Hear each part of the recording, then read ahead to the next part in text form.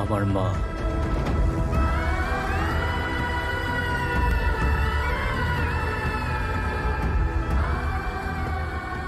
ছোট গ্রামে ছিল তো, কোনো রকম স্বপ্ন ছিল না, কিন্তু যাওয়ার আগে আমার থেকে একটা দিব্যি নিয়ে গেছিল।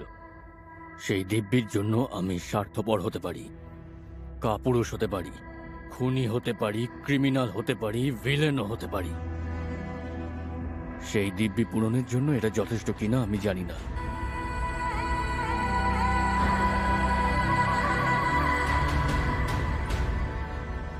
মায়ের ইচ্ছেই আমার জেদ। এই কবরটাকে দেখভাল করা আজ থেকে তোমার কাজ।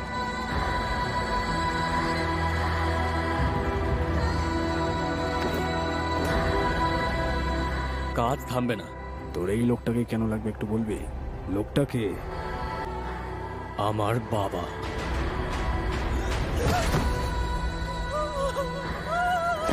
যতদিন মা বেঁচে ছিল ততদিন একবারও দেখভাল করেননি। এবার মরার আগে অবধি মায়ের কবরের দেখভাল তো করুক।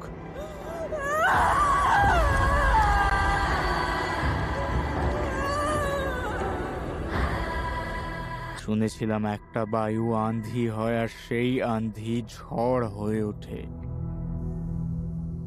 আজ নিজের চোখে দেখে নিলাম।